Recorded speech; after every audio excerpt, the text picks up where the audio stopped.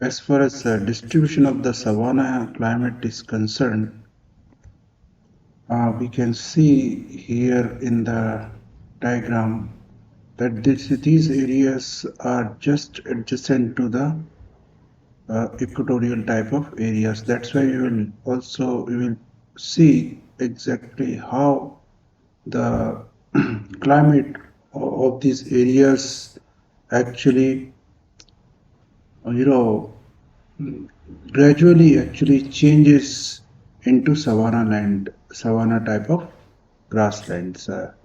So we have already discussed that when we were talking about the equatorial type of region, then we discuss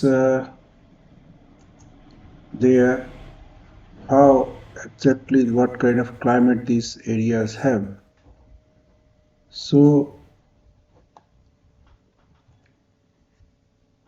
here we will see exactly how this equatorial type of climate get itself converted into savanna type of climate.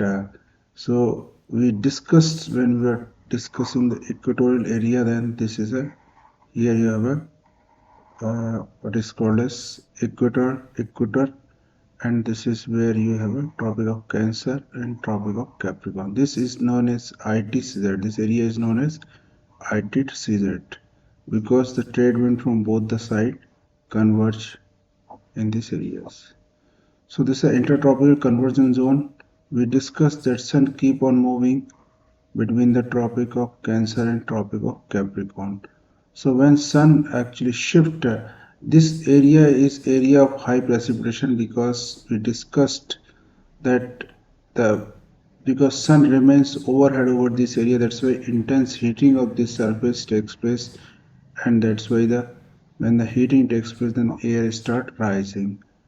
This is a tropopause, air start rising, and when air rise, then it will lead to the precipitation. So this is intertropical convergence zone which receive huge amount of precipitation. When sun shift towards the north, and this not only just sun shift towards north, but all the wind belt also shift with the sun. So this ITCZ also shift somewhat towards the north. So if you see these areas, then you will find that earlier the ITCZ was at this place, but now when the sun will shift to the tropic of Cancer, this ITZ also will shift to these areas. It will shift to these areas. So that's why these areas will receive rainfall during the summer. We saw actually when we were talking about discussing these equatorial type of climate.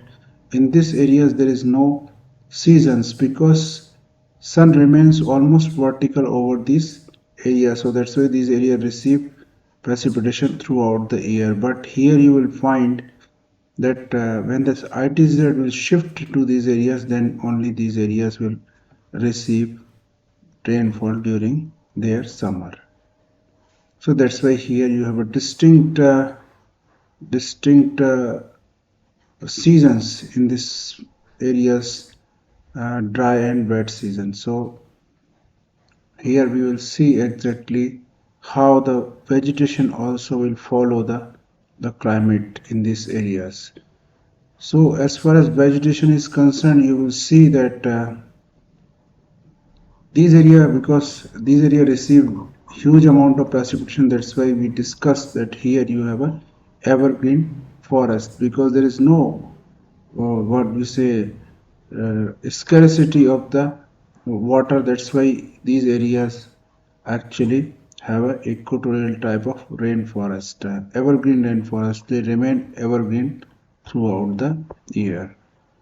But when you move to the Sahara, then you move to the savanna, then you will find, as we have already discussed, that this area has a distinct dry season because these area will receive rainfall only when this ITs will shift to these areas.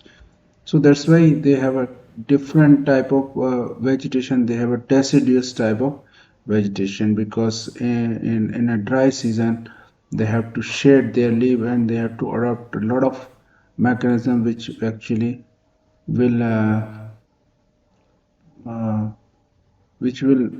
help these plants survive in a dry season. So we will see exactly what kind of mechanism these plants has adopted.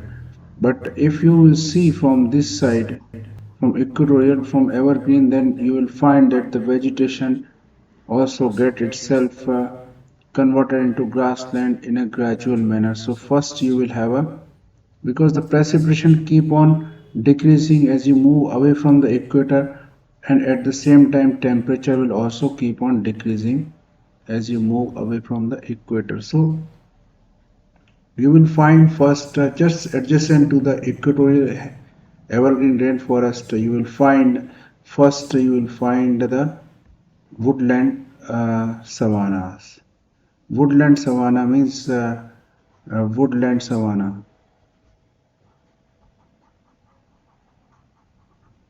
Woodland savanna means the number of plants will be more compared to the grasses. But as you move away from the woodland savanna towards the desert, towards the subtropical high pressure desert, then you will find that the density of this forest will this plant will decrease. So you have a what is called as parkland savanna. Parkland savanna means the grass will be predominant, but you will find some tree here and there scattered across this landscape, and ultimately you will find that this you will find only grasses. This is known as grassland savanna. So this is some kind of transition from the equatorial evergreen forest to the grassland. This transition actually takes place, this is called as ecotone, because whenever some kind of changes in either in climate or vegetation takes place, it actually takes place very gradually.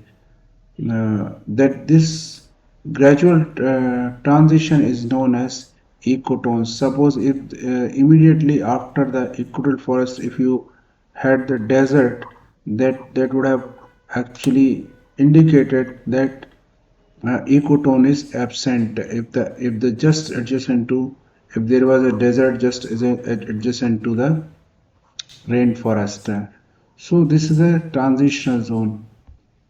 Now you will see also one other changes that we discuss, that whenever you have a whenever you have a very dense canopy, then you don't have this what is you don't have this what is undergrowth, because whenever you have a dense canopy,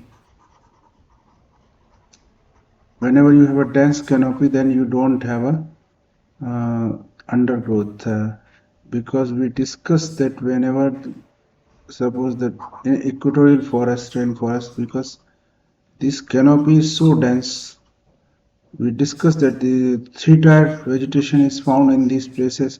So this canopy is so dense that hardly any light can penetrate till the ground. That's why there is a no undergrowth is almost absent in these areas in equatorial forest. But we have, as we have talked about, when the density of this forest decreases, then when the distance between the plant increases, then immediately this what is called as uh, undergrowth will start emerging in these places, because the light can penetrate now. So in the woodland savanna you will find a lot of undergrowth, and that is the case with also monsoonal type of forest also. So that's why in the savanna you have this undergrowth is very high. And this is the reason also that you will find a lot of herbivores in these areas. On the contrary, you will find that most of the fauna is found on the top of this forest. So you won't find these herbivores in the equatorial area because food availability is at the top of the plant. So that's why you will find climbers in these areas. So that's how actually the climate basically determines the vegetation and the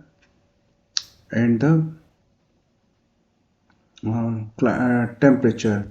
Vegetation and the flora and fauna both are determined by the climatic conditions. Now we will talk about exactly why this area have this type of climate, because we already discussed that that these are whenever the sun actually shift towards the uh, north or south, then these areas receive rainfall. So that's why they have a distinct dry and wet seasons.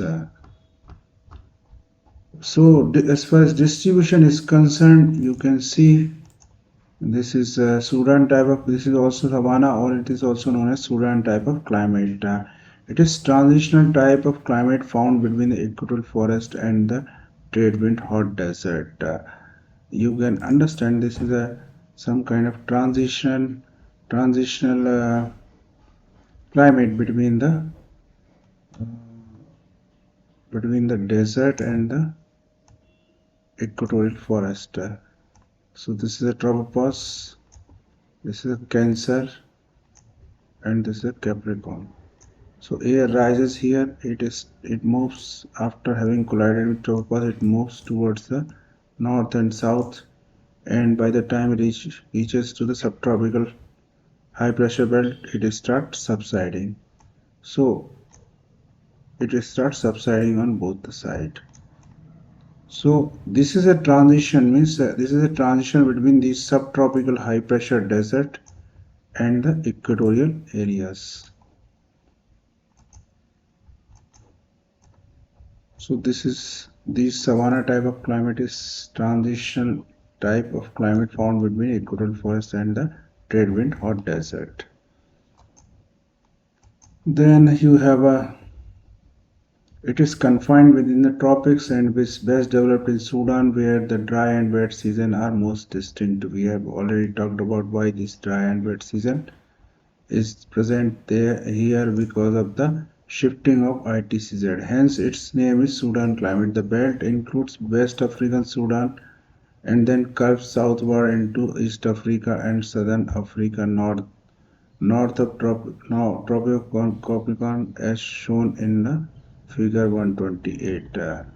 This is how exactly area this is the area where exactly you have this type of climate.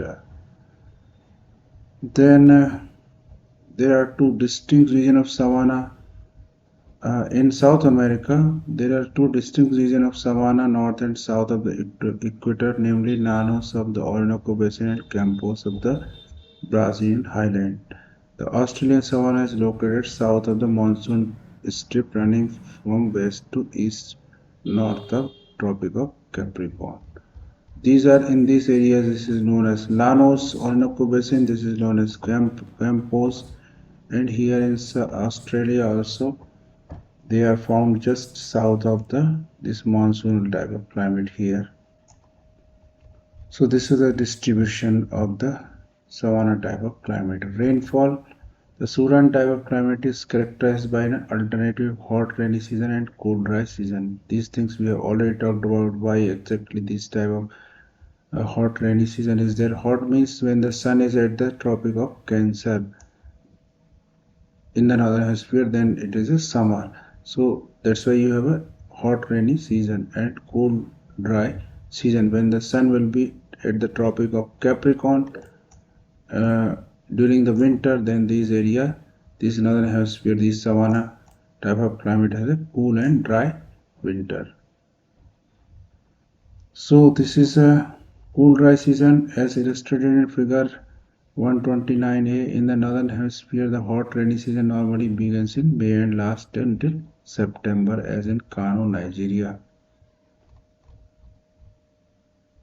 The rest of the year is cool and dry. The annual rainfall for Kano, which is located at the height of 1539 feet above the sea level, is 25 34 inches and is almost entirely concentrated in summer. We have already discussed why this rainfall takes place in the summer, but the amount varies from 48 inches at Bucharest in Gambia on the coast to only 5 inches at the Khartoum in Sudan and interior. So see, this rainfall is always the coastal area will always have a more rainfall compared to interior region, because whenever these winds, if the winds blows from the ocean, then by the time they reaches to the interior areas, then they lose their moisture. So that's why the interior, all those areas which are situated in the interior continental situation, they have a less rainfall compared to the coastal areas. Both the length of rainy season and annual total rainfall decrease appreciably from the equatorial region poleward toward the desert fringe. Why exactly this rainy season, length of the rainy season decreases and annual total rainfall decreases from equator?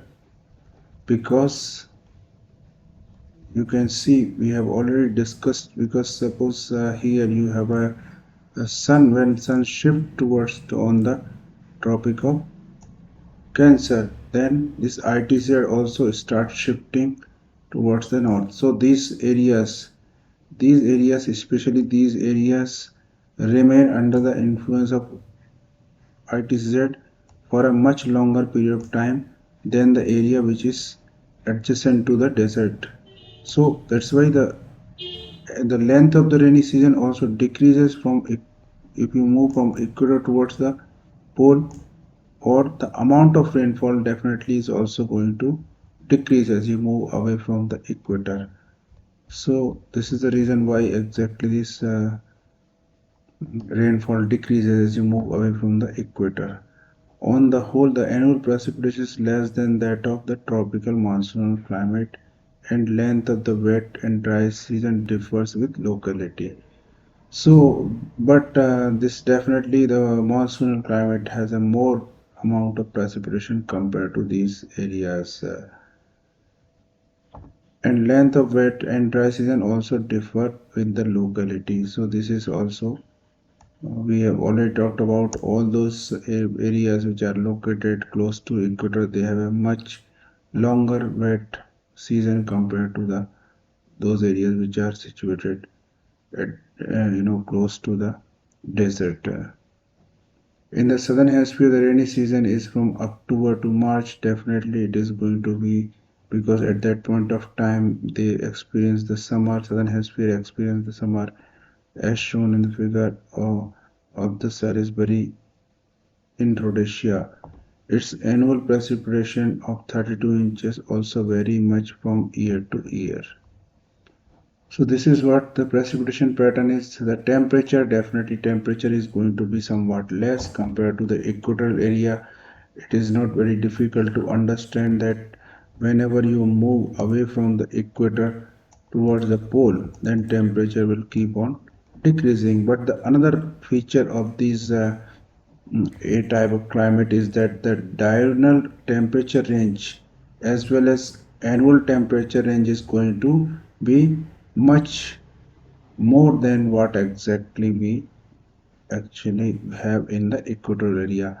We discussed when we were discussing about these equatorial area, that the annual as well as the diurnal temperature range is less in this equatorial area, because there is no season in these areas. Sun remains almost vertical throughout the year. That's why these areas don't have a annual range of temperature, more annual high annual range of temperature.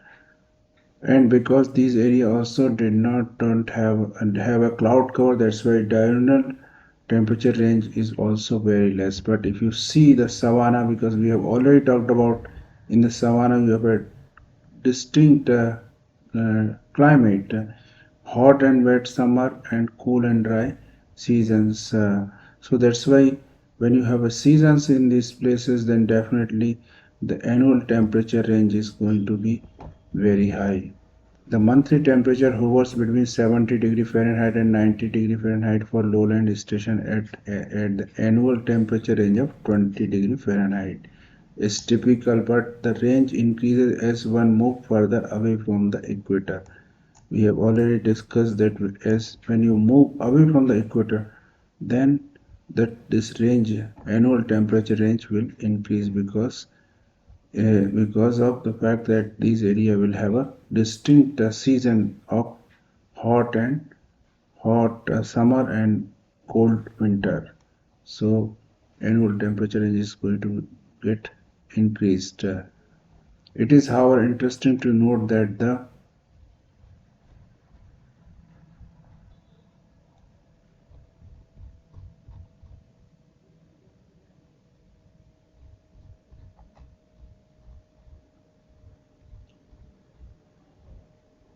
highest temperature do not coincide with the period of highest sun. Highest temperature do not coincide with the period of highest sun. Example, June in the northern hemisphere, but occurs just before the onset of the rainy season. There is always some kind of time lag between the altitude of the sun and the highest temperature recorded. Because see, you may have also observed in the daytime also in India also where that sun will be vertical uh, or, or in India at around 12 noon, but 12 p.m. it will be vertical, completely vertical over or completely overhead over India, but still you will record the highest temperature somewhat at some 2 3 hours later because of the fact that whenever the heating takes place, then it takes some amount of time to get this land heated.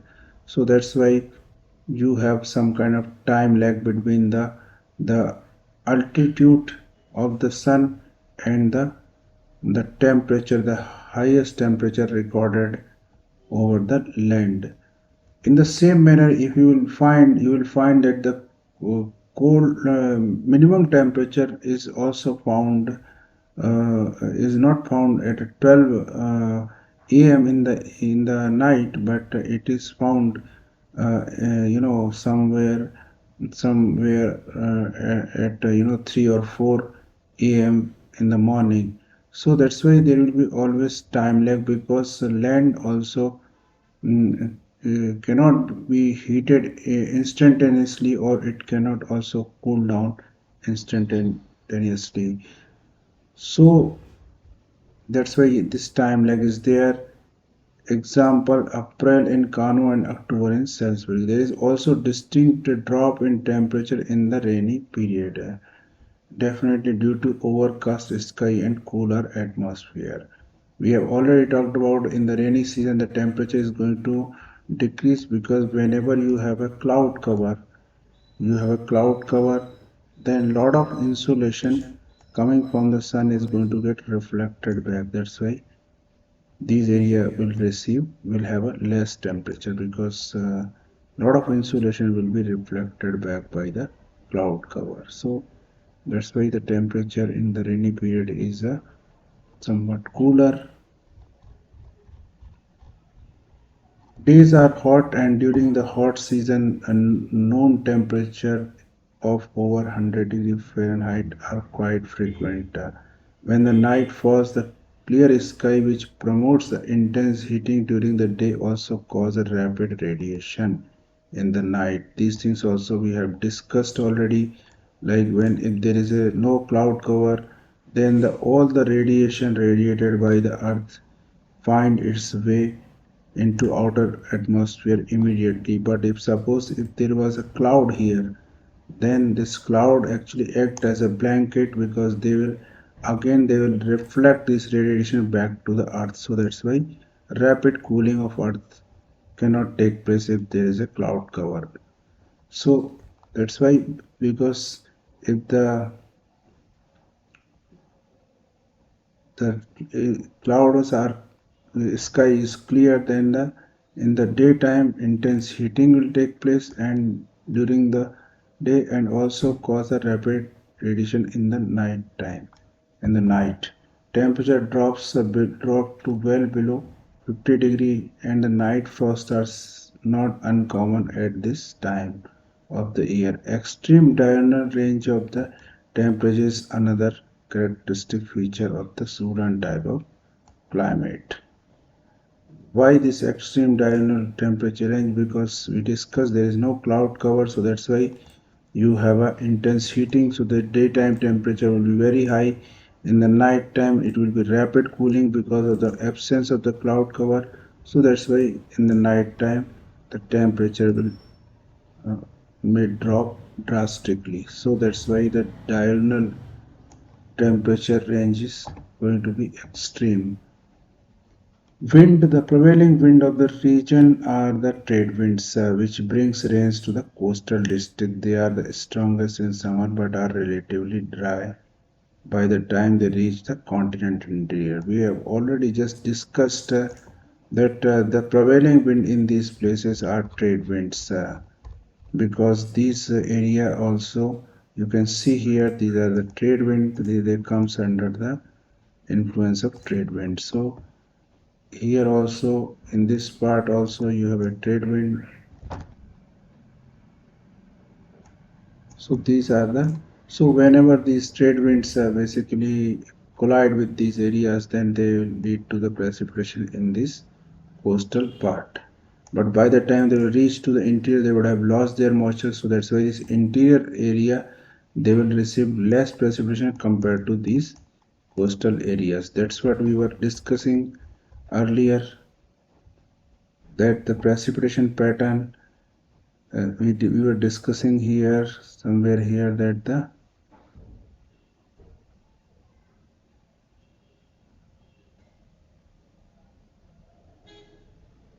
this precipitation amount varies from 40 days in the Gambia on the coast to only 5 inches at the Khartoum.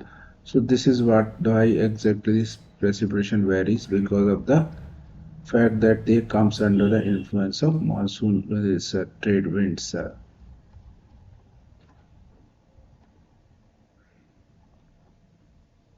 So on the western coast of the continent, so that they are strong as these, sorry, these prevailing winds of this region are the trade winds, which brings the region to the coastal areas.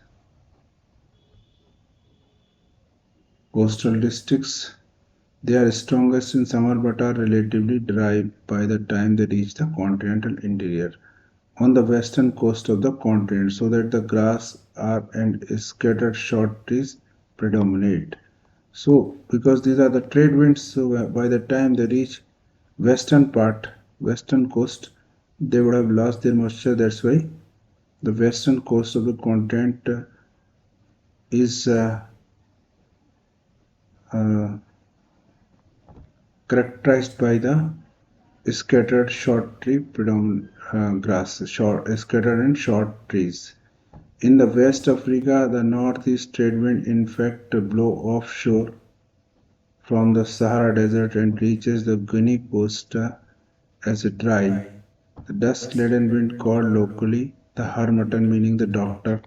It is so dry that it relative humidity seldom exceeds 30%. The doctor provides a welcome relief from the damp air of the Guinea land by increasing the rate of evaporation with resultant cooling effect. But it is such a dry, dusty wind that beside ruining the crops, it is also stir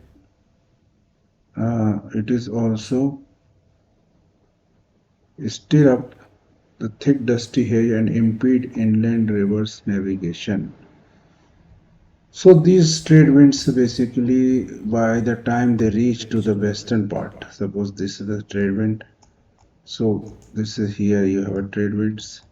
So by the time they reach to the western part, they become very dry. So when they become very dry, when they actually reach to the Gulf of Guinea coast, you can understand this how the Harmattan brings this relief, because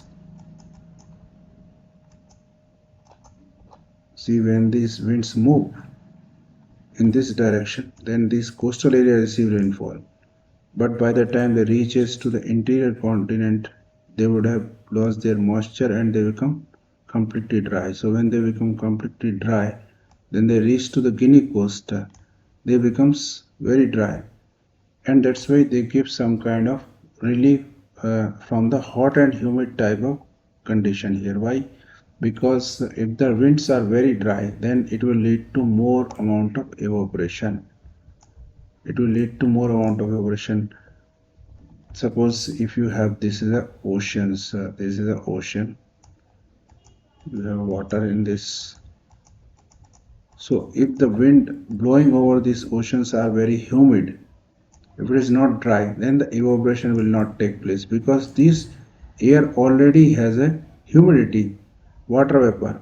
That's why evaporation will be very slow. But if this wind is very dry, then all the water will get evaporated. So that's why whenever these areas have a very high humidity, so when this wind blow, actually it has a some kind of cooling impact, because whenever the evaporation takes place, then some amount of energy is required, and whenever the evaporation takes place, then this energy that is required for the water to get evaporated is taken from the surrounding environment. So when this energy will be taken from the surrounding environment, the temperature of the surrounding environment is going to get reduced. So that's how actually it brings a lot of relief to these hot and humid areas. That's why it is known as doctor. But it is so dry that sometimes it also pick up the loose soil, and it becomes very dusty. That's why it's not only just ruin the crops, but it also actually impede the inland river navigation. So that's how this whole uh, Harmattan, what that's what Harmattan does to the people living in these areas. So this is what the climate of these regions are. Now we'll talk about the natural vegetation. We have already discussed how this natural vegetation is a reflection of the climatic condition prevailing in these places.